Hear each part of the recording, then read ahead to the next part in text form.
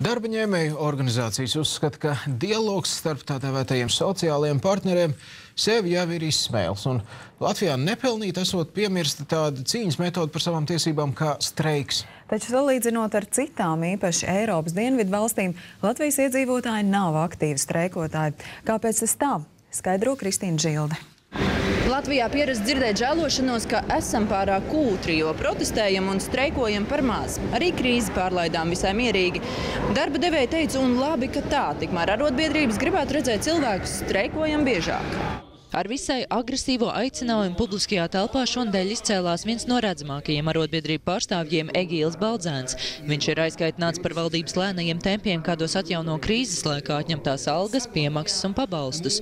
Viņa prāt runāts un skaidrots jau ir pietiekami. Darbiniekiem jāķers pie rīcības.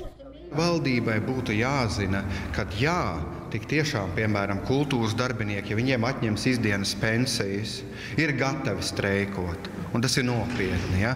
Vai arī, piemēram, kad mediķi ir gatavi, ja viņi redzēs, ka no vienas puses viņiem soli šo 71 latu pielikumu un ārstam un pār pa 40 latiem, teiksim, citiem mediķiem, bet izrādās beigās atkal pietrūkst.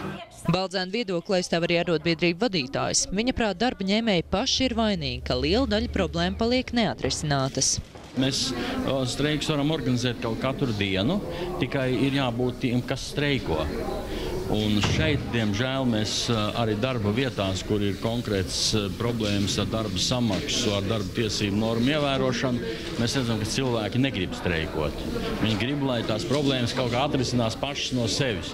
Vai nu to atrisina arotbiedrība, ja to atrisina kaut kāda cita struktūra, piemēram, darba inspekcija, vai to risina kaut vai tiesa.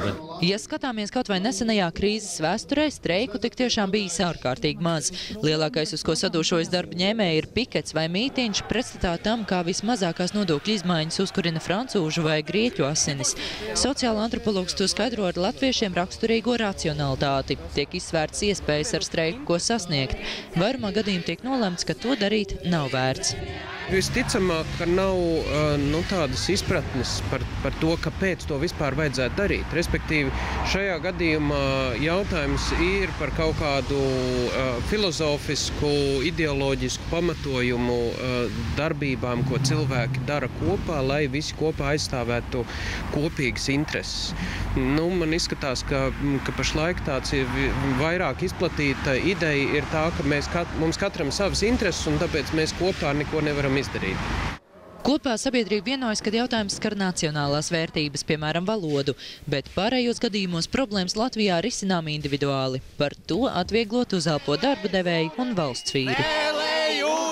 Es tik tālu varētu piekrist Baldzēnam un Krīgera kungam, ka mums būtu jāpilnveido sociālais dialogs.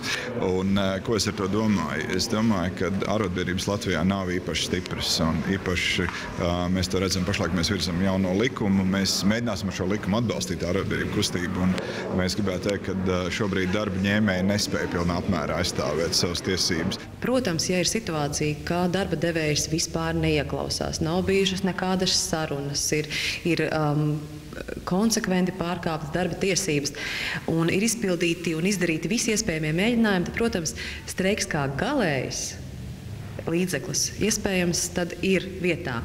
Bet, ja mēs runājam par tādu vispārīgu praksi un normu, tad mēs noteikti aicinātu sociālā dialoga ietvaros un tieši sarunu ceļā risināt visus jautājumus. Darba devēji arī veikuši aprēķinus. Ja vienu dienu uz darbu neaizietu pilnīgi neviens cilvēks, ekonomikai tas nestu milzīgus zaudējumus, gandrīz 0,5% apmērā no iekšzemes koprodukta. Jūtams gan, ka arotbiedrības paliek pie sava, runāts esot pietiekami. Ja cilvēki būs gatavi streikot, tās nestāvēs malā.